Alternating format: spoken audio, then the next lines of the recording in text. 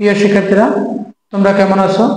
তোমরা অবগত আছো যে নবম দশম শ্রেণীর আমাদের একটি ফিনান্স ক্লাস চলমান। আজকে আমরা আলোচনা করব নবম দশম শ্রেণীর চতুর্থ অধ্যায় টাইম ভ্যালুর অঙ্ক নিয়ে।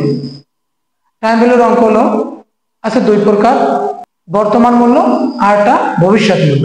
তাহলে আমার দেয়া আছে পিভি। পিভি করতে প্রেজেন্ট ভ্যালু, প্রেজেন্ট ভ্যালু দিয়ে দেওয়া আছে। প্রেজেন্ট ভ্যালু দিয়ে দেওয়া আছে 1 লক্ষ টাকা। মুনাফার হার আছে 10% বা 0.10। এন সমান আছে 5 বছর।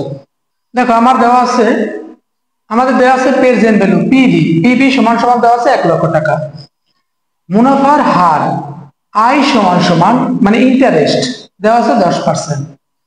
5 বছরের জন্য আমরা 1 লক্ষ টাকা ব্যাংকে জমা রাখতে চাই। প্রেজেন্ট ভ্যালু বর্তমানে 1 লক্ষ টাকা জমা রাখতে চাই, 5 বছর পরে আমরা কত টাকা পাবো ওই টাকাটা বের করতে হবে। তাহলে আমরা জানি, লিখতে পারি we know FV future value. Future value বের করব। ফিউচার ভ্যালু সূত্র হলো পিভি 1 প্লাস আই পাওয়ার হলো এন। এইটা হলো আমার ফিউচার ভ্যালু সূত্র। তাহলে প্রেজেন্ট ভ্যালু আছে আমার 1 লক্ষ টাকা।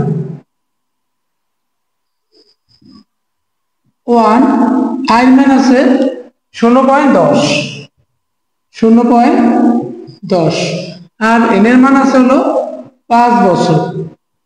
তাহলে আছে 1 লক্ষ, এটা যোগ করলে হয় 1.10, পাওয়ার আছে 5। তাহলে আমার হলো 1 লক্ষ ইন্টু এইটার মান আমরা বাইর করতে পারি। ক্যালকুলেটরে বাইর করব 1.10 ক্যাপস হলো 5, অথবা এইটা 5 বার গুণ দিতে হইবে। দেখো তাহলে এটা আমরা 1.10 রে ক্যাপস দেই, মানে 5 বার গুণ করি। তাহলে হয় আমার 1.6105 এইটা হলো আমরা এটা 5 বার গুণ দিয়ে পেলাম। এখন এটার সাথে গুণ দেবো 1 লক্ষ টাকা।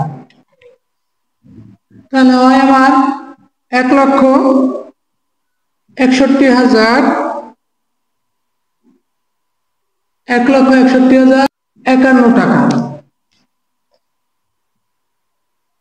এই হলো আমার ফিউচার ভ্যালু। 5 বছরের জন্য আমরা 1 লক্ষ টাকা ব্যাংকে জমা রাখতে চাই। তাহলে ব্যাংক আমারে বলো কি, স্যার আমরা 10% সুদ দিতে পারবো, বাৎসরিক 10% সুদ দেবে, এবং 5 সময় হলো 5 বছর। তাহলে 5 বছরের জন্য যদি জমা রাখতে চাই, তাহলে ফিউচার ভ্যালু সূত্র হলো পিভি 1 প্লাস আই পাওয়ার হলো এন। তাই পিভির মান হলো আছে 1 লক্ষ, 1 পয়েন্ট আর আই মান আছে 0.10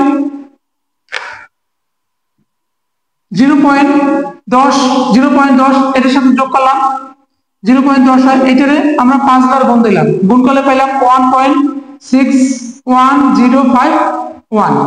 এই 1 লক্ষের সাথে এটা গুণ করলে পাইলাম হলো 1,61,051 টাকা।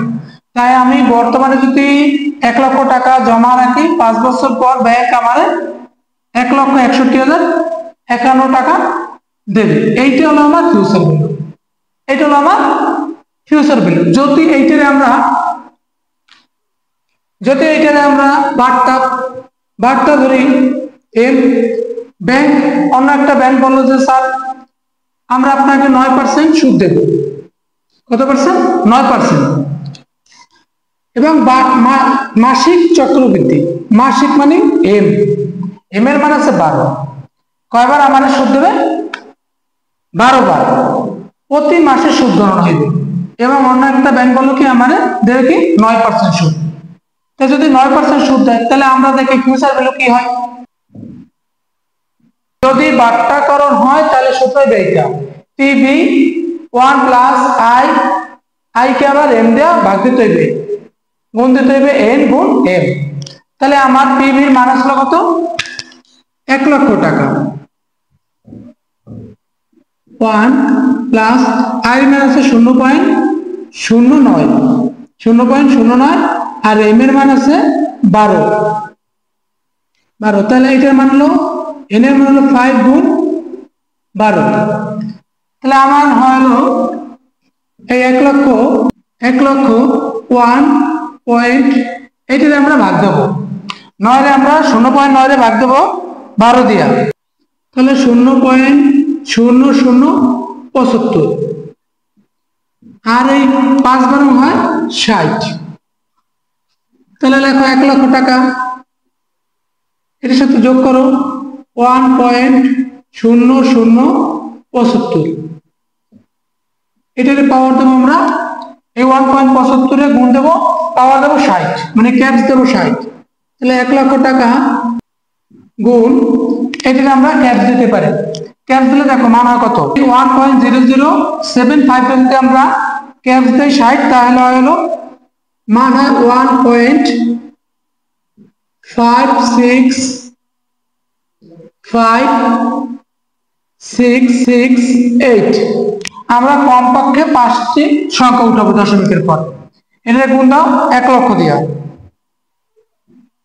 এই সংখ্যাটি দিয়ে যদি গুণ দেই তাহলে হয় হলো 1,56,568 টাকা এইটা যদি ব্যাংক অন্য একটা ব্যাংক বললো আমাকে যে স্যার আপনাকে 9% সুদ দিতে পারবো কিন্তু মাসিক চক্রবৃদ্ধি সুদ মাসিক যদি হয় এম এর মান আছে এম এর মান তার জন্য পিবি সূত্র আমরা জানি পিবি সমান 1 প্লাস আই বাই এম গুণ এন গুণ এম এম এর মান পেলাম আই এর মান পেলাম যেটা ওটা বসে দিলাম এম এর মান পেলাম এটা দিয়ে এটা ভাগ দিলাম 0.075 এটার সাথে এটা যোগ করলে হয় 1.0075 এইটারে পাওয়ার দিলাম এইটার এটা গুণ করলে 5 গুণ 60 এটারে পাওয়ার দিলাম পাওয়ার দিলে হয় 1.56568 এই 1 লক্ষের সাথে এটা গুণ করলাম 1,56,568 টাকা যদি বাট্টাকরণ হয় তাহলে এই সূত্রটা আর এককালীন যদি হয় আগের সূত্রটা এই হলো আমাদের প্রেজেন্ট ভ্যালু সূত্র তোমরা জানো যে নবম দশম শ্রেণীর ফিনান্সের